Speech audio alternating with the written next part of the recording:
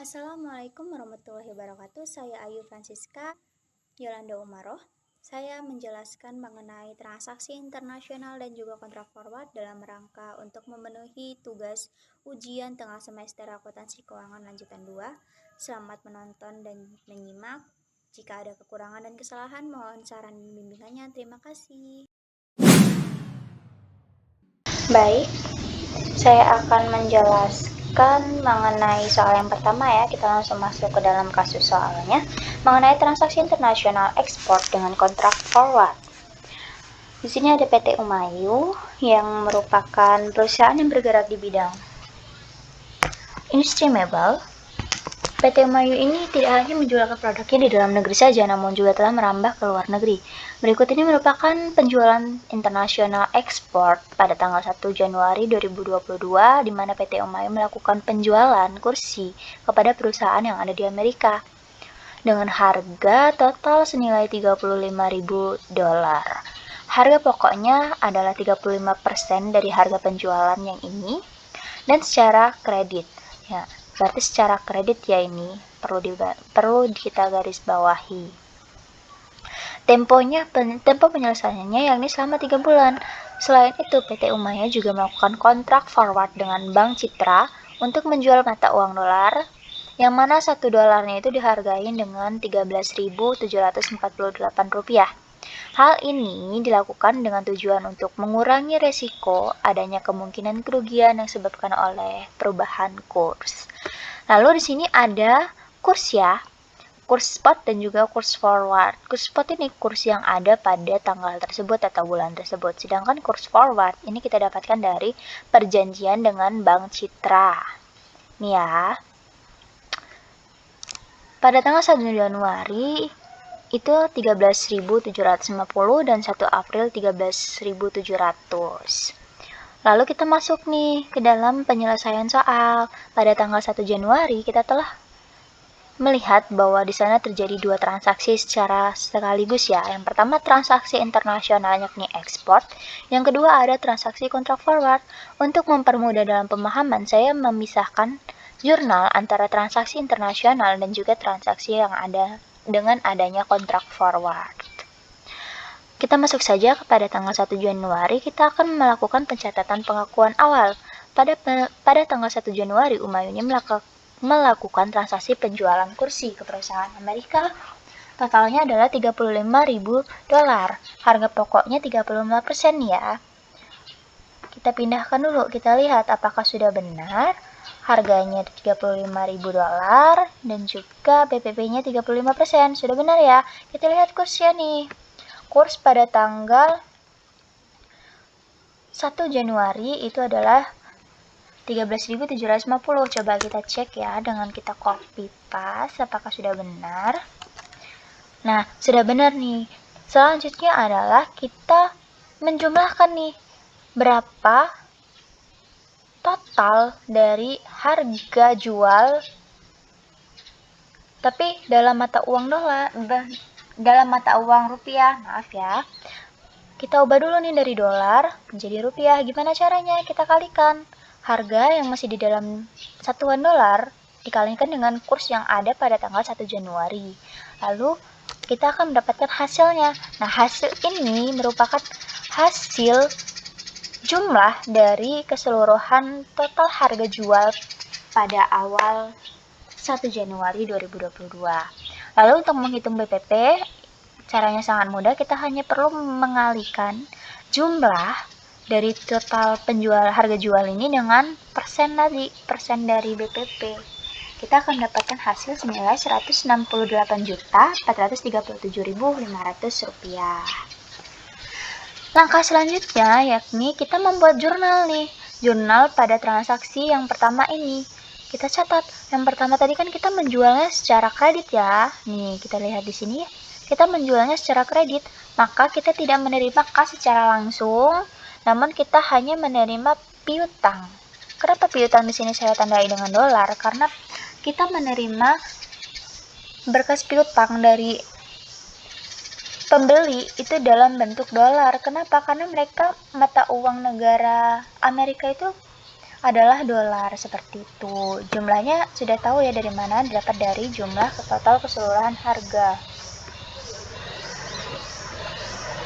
Lalu di sini ada BPP dan persediaan. Ini tinggal kita kopas saja dari sini. Hasilnya tentu saja didapat dari sini.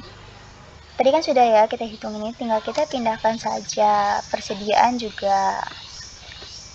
Lalu sebelum kita masuk ke tanggal 4 April terlebih dahulu kita harus memahami tentang kontrak forward ya.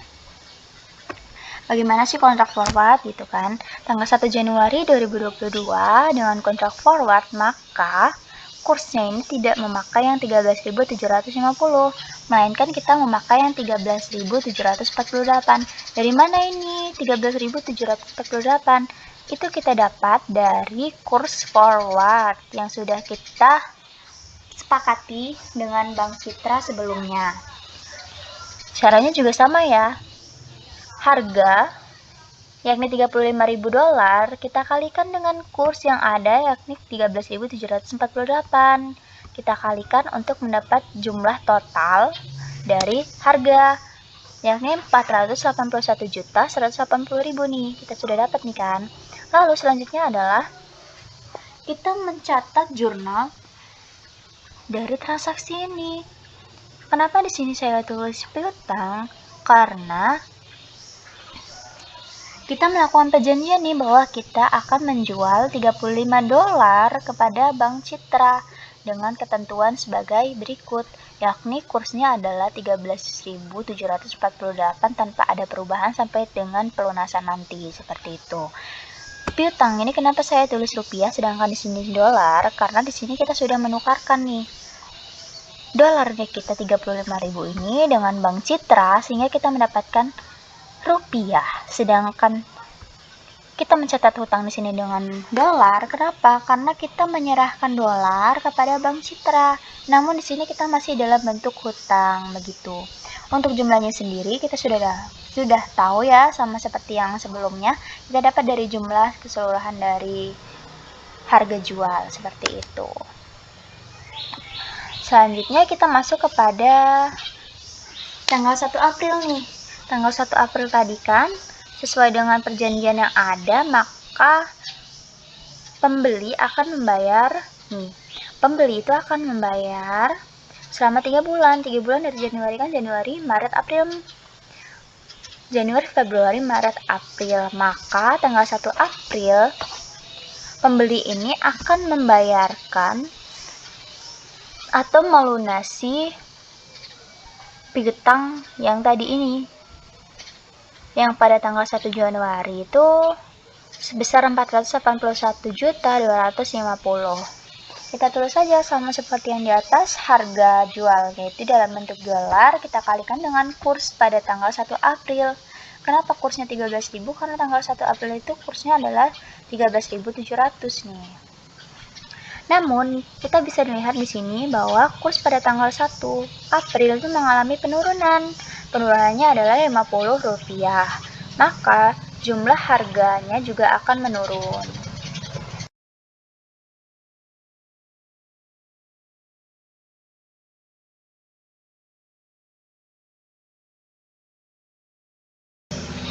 Selanjutnya, kita akan menghitung selisih nih. Kenapa ada selisih? Karena di sini ada penurunan Rp50 dari kurs, maka kita hitung selisihnya.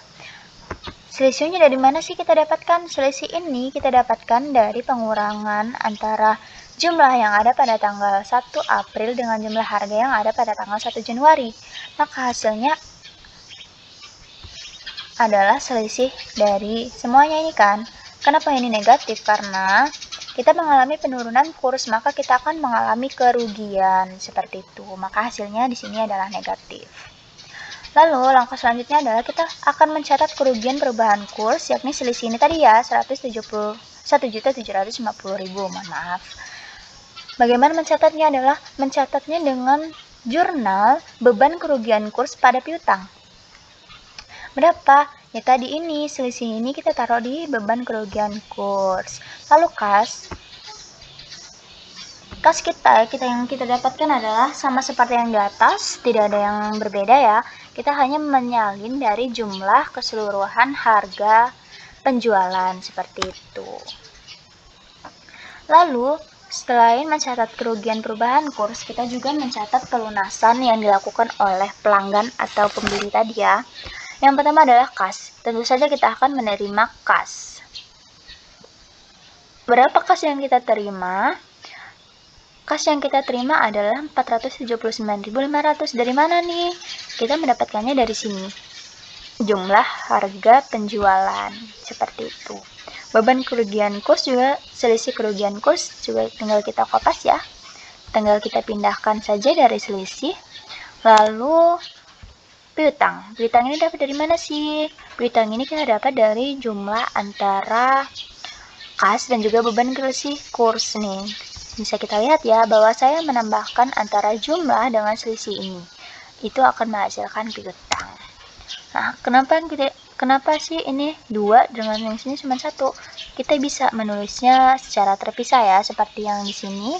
Kas pada piutang dan juga kerugian selisih kurs pada piutang. Sebenarnya tetap sama ya, sama yang seperti ini, karena di sini juga saya sudah menghitung kembali. Mohon maaf. Menghitung kembali bahwasanya total dari kedua ini adalah 481.250.000, sama kan dengan yang ini, tapi di sini saya mempermudah dan memperkecil agar tidak menempati lebih banyak lagi kolom seperti itu. Kita masuk ke kontrak forward. Pada tanggal 1 April 2002, maka terjadilah penyelesaian kontrak nih antara PT Umayu dengan Bank Citra. Di sini kontrak forwardnya tidak berubah ya, tetap sama, yakni kursnya 13.748 karena kita sudah melakukan perjanjian bahwa kita akan menjual dengan harga sekian. Maka itu tidak akan berubah walaupun kurs yang di sini itu mengalami penurunan ataupun kenaikan seperti itu. Lalu kita masuk ke perjanjian pada Bank Citra ya. Di sini kita mencatat jurnal kas pada piutang. Kenapa kita mencatat kas pada piutang? Karena kita telah menerima nih kewajibannya dari piutang ini. Piutang ini akan menghasilkan kas gitu kan ketika pembayaran penyelesaian kontrak ini. Hutang ini akan lunas menjadi kas, dan juga piutang ini akan lunas, maka piutang akan masuk ke dalam sisi kredit seperti itu. Untuk jumlahnya tetap sama ya, kita dapat dari jumlah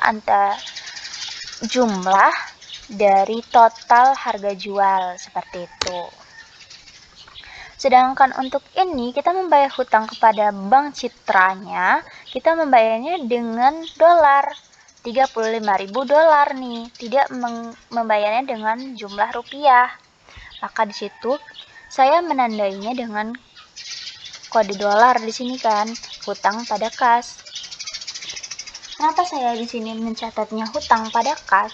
Karena di sini kita melakukan hutang pada tanggal 1 Januari, kita membayar hutang itu dengan $35.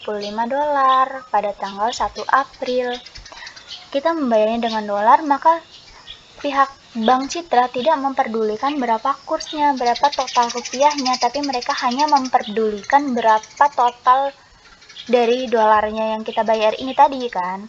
Maka dari itu kita hanya perlu membayar 479.500. Dari mana ini 479.500.000? Mohon maaf ya tadi salah penyebutan. Kita dapat ini itu dari sini. Nah, kita membayarnya dari kas kita yang ini nih. Loh, angkanya dari mana Kak? Angkanya didapat dari penjumlahan dari kurs. Kurs kita pada tanggal 1 April tadi hanya 13.700. Maka dari itu pembayaran yang kita lakukan itu akan lebih murah ya, seperti itu. Lalu selanjutnya ini keuntungan. Kenapa kita mencatat adanya keuntungan? Karena di sini kita lihat bahwasannya pembayaran pada tanggal 4 April itu lebih kecil dibandingkan dengan hutang kita pada tanggal 1 Januari. Maka kita akan mencatat keuntungan nih di sini, keuntungan dari selisih kurs tadi sebesar 1.680.000. Nah, gimana sih Kak cara lebih mudahnya untuk menentukan apakah ini rugi ataupun untung? Kita kurangkan saja nih antara hutang kita dengan kas kita pada kurs ini. Ketika kita kurangkan hasilnya positif, maka kita mendapatkan keuntungan. Sedangkan apabila hasilnya adalah negatif, maka kita akan mendapatkan kerugian. Seperti itu ya cara mudahnya. Nih, di sini saya menuliskan perbandingan nih kerugian yang kita dapatkan apabila kita melakukan kontrak. Ini kontrak yang dimaksud adalah kontrak forward ya. Lalu tanpa kontrak. Apa sih perbedaan yang paling mencolok? Di sini kerugian yang kita taksirkan untuk transaksi ini adalah sebesar 1.750.000. Seperti yang kita lihat di sini kan. Karena penurunan kurs ini tadi, maka beban kerugian selisih kursnya itu adalah sebesar 1.750.000. Nah, dengan adanya kontrak, kita sudah menjualnya itu dengan harga 13.748, maka kerugian itu pasti akan lebih diminimalisir seperti itu ya. Dengan adanya keuntungan yang ini tadi, keuntungan ini tadi bisa kita gunakan untuk mengurangi beban kerugian atas selisih kurs ini tadi. Bagaimana caranya? Kok bisa Kak? Bisa. Tentu saja bisa. Piutang mohon maaf ya. Beban kerugian selisih kurs ini kita kurangi dengan 1.680.000 ini. Maka hasilnya hanyalah 70.000. Kerugian yang kita alami dengan kontrak forward itu dapat diminimalisir sungguh banyak ya. Dari 1.750.000 menjadi 70.000. Seperti itu. Langsung saja kita masuk ke soal yang kedua. Mengenai transaksi internasional impor tanpa adanya kontrak forward. Di sini ada dua transaksi. Yang pertama transaksi pembelian sebesar 115.000 ringgit Malaysia dengan CFI sebesar 35.000 ringgit Malaysia dan BA masuk 987.500 rupiah. Ini sesuai dengan perjanjian VLB Shipping Point dan pelunasan ini dilakukan pada tanggal 1 Maret 2022. Langsung saja ya kita masuk ke dalam penyelesaiannya, baru kita masuk ke transaksi kedua seperti itu. Pada tanggal 1 Januari kita mencatat pengakuan awal transaksinya dulu nih. Tadi harga CIF dan juga bea masuknya tinggal kita salin saja. Nih. 115.000, terus ada 35.000 ringgit Malaysia dan juga 987.500 namun dalam bentuk rupiah. Kita catat saja ya di sini sudah saya catat. Lalu kurs spotnya nih, kurs spotnya harus kita lihat dulu. Di sini kan transaksi terjadi pada tanggal 1 Januari. Di sini kurs spot 1 Januarinya adalah 330. Kita kopas saja di sini. Sudah benar ya di sana. Lalu kita kalikan sama seperti yang di atas tadi, tinggal kita kalikan saja antara harga dengan kurs spotnya untuk mendapatkan total jumlah dalam rupiah seperti itu. Lalu setelah kita sudah mendapatkan semuanya keseluruhan, kita jumlahkan antara harga peralatan, CIF, dan juga bea masuknya. Kita mendapatkan total 500.487.500. Langkah selanjutnya yakni membuat jurnal. Jurnal apa sih yang kita butuhkan? Di sini jurnal yang kita butuhkan adalah persediaan pada hutang dagang. Namun karena sini saya melihat bahwa PT Umaya ini membeli peralatan dari Malaysia, maka saya tulis di sini peralatan untuk mempermudah saja ya.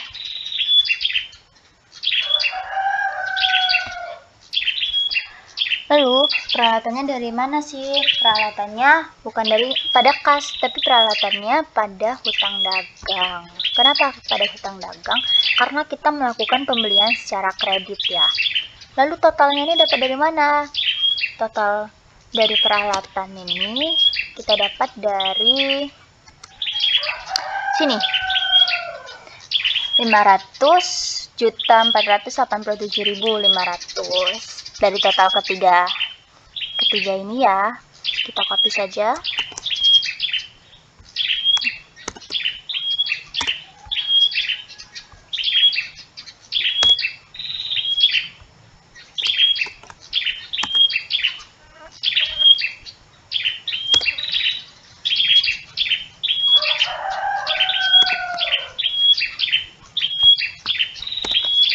Maka total yang kita hasilkan adalah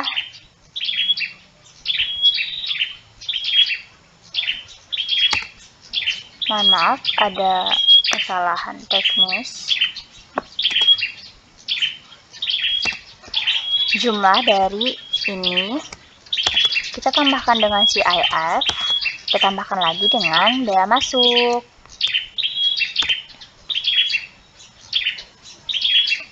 Maka hasil yang kita dapatkan adalah sebesar 500.487.500 rupiah, seperti itu. Lalu pada tanggal 1 Maret kita melakukan pelunasan nih atas pembelian yang terjadi pada tanggal 1 Januari, seperti itu kan. Caranya tetap sama, namun di sini yang berbeda adalah kurs spotnya.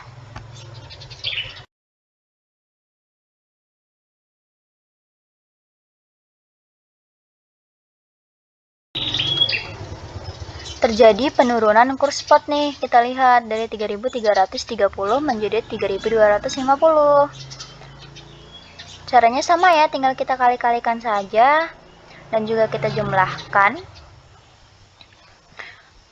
Lalu di sini kan saya menulis keuntungan nih. Dari mana nih keuntungan? Keuntungan ini kita dapat dari perbedaan kurs atau selisih dari jumlah hutang yang kita bayarkan, seperti itu. Hutang dagang kita pada awalnya adalah 500.487.500. Namun di sini hutang dagang kita hanya 488 juta. Wah, berarti hutang kita lebih rendah dong daripada pada awal kita membeli pada tanggal 1 Januari. Maka dari itu kita harus mencatat selisihnya nih terlebih dahulu. Gimana sih mencatatnya? Karena kita membeli, maka kita mengurangkannya, mohon maaf, dari tanggal kita membeli atau tanggal 1 Januari kita kurangkan hutang dagang kita dengan yang tanggal 1 Maret. Jumlahnya adalah 12 juta rupiah. Hasilnya positif nih ya, berarti kita mengalami keuntungan di sini. Kita mengalami keuntungan. Keuntungan didapat dari perubahan kurs. Jurnalnya sama seperti yang di atas. Kita di sini membeli peralatan pada hutang dagang, lalu di sini kita melakukan pelunasan hutang dagang. Mohon maaf, pelunasan hutang dagang kita bayar menggunakan kas sebesar 487.500. Didapat dari mana? Didapat dari jumlah ini tadi.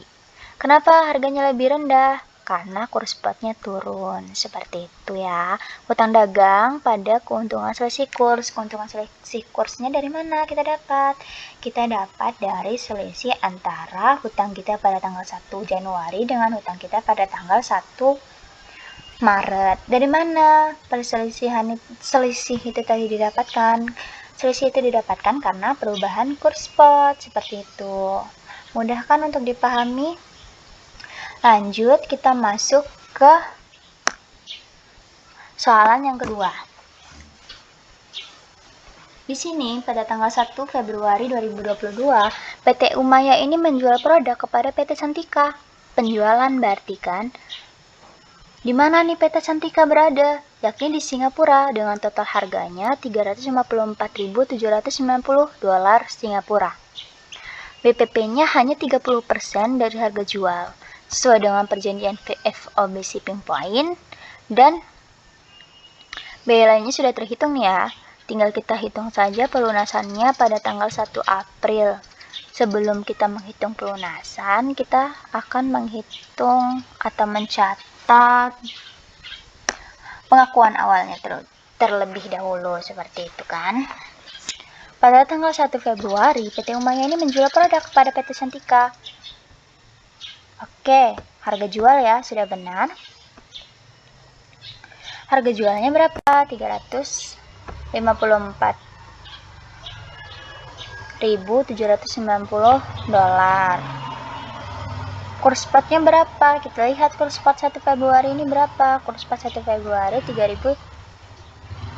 Kita copy aja ya.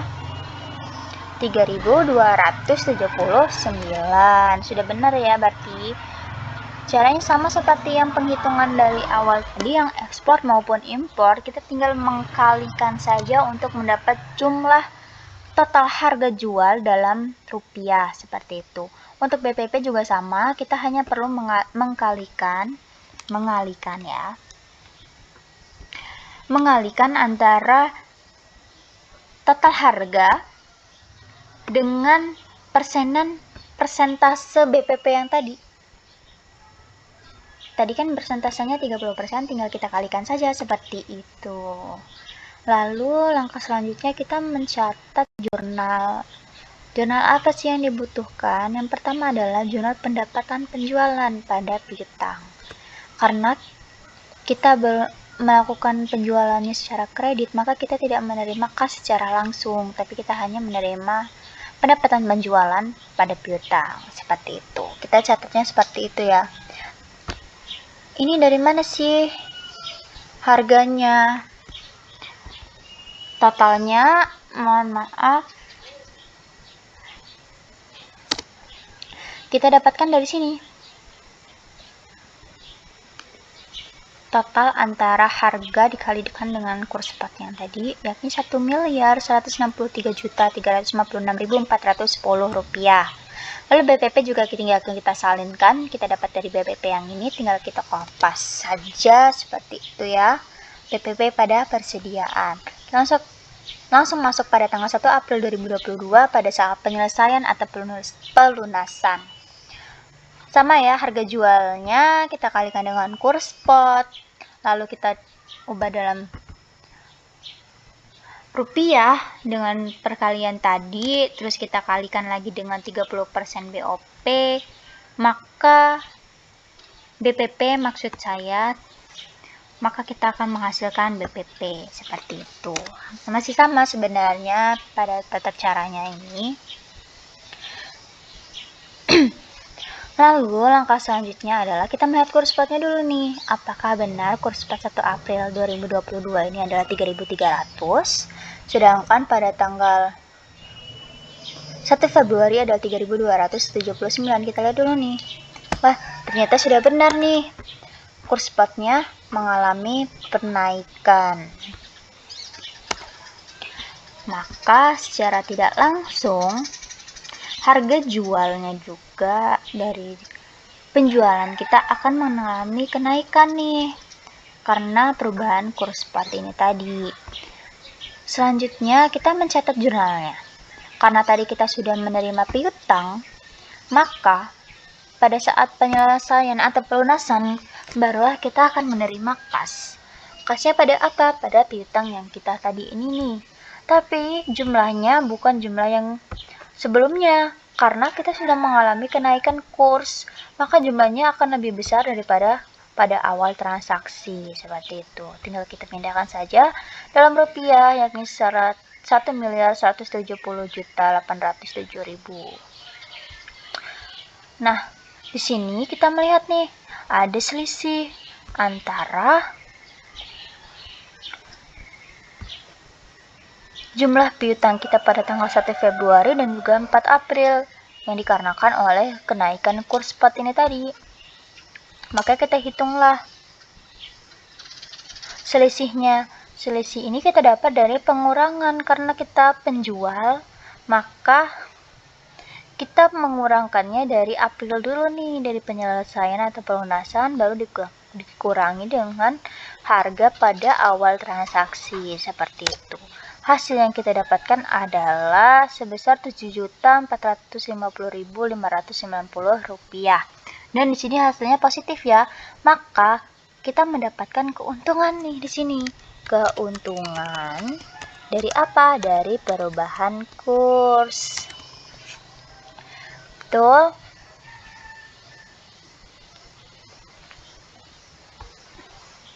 Keuntungan dari perubahan kurs.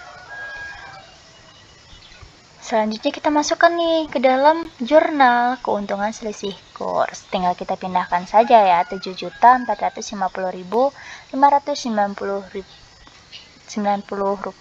seperti itu. Maka di sini kita dapat mencatat keuntungan yang dihasilkan dari transaksi ini. Yang pertama, keuntungan adalah 12 juta dihasilkan dari penurunan kurs. Sedangkan transaksi yang kedua kita dapatkan dari kenaikan kurs. Kenapa yang ini kenaikan, yang ini penurunan, tetapi sama-sama menghasilkan keuntungan? Karena transaksi yang pertama itu merupakan transaksi pembelian atau kita membeli. Transaksi membeli ya, kita membeli, maka penurunan akan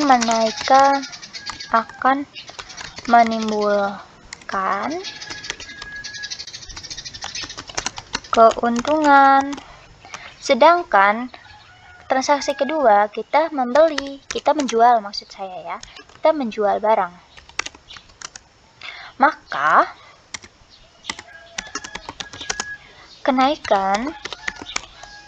kenaikan kurs itu akan menaikkan harga jual, maka menghasilkan keuntungan. Nah, sedangkan di sini kita kan membeli, maka penurunan kurs ini akan menimbulkan penurunan pada jumlah hutang kita nih. Maka dari itu kita akan mendapatkan keuntungan. Mendapat keuntungan seperti itu. Jadi dari transaksi yang dilakukan PT Umaya itu mendapatkan keuntungan sebesar Rp19.450.590. Ini transaksi dari dua transaksi ini dan sama-sama diakibatkan oleh perubahan kurs. Sekian penjelasan dari saya, lebih dan kurang saya mohon maaf, semoga bisa dipahami dan juga bisa menambah wawasan. Terima kasih. Wassalamualaikum warahmatullahi wabarakatuh.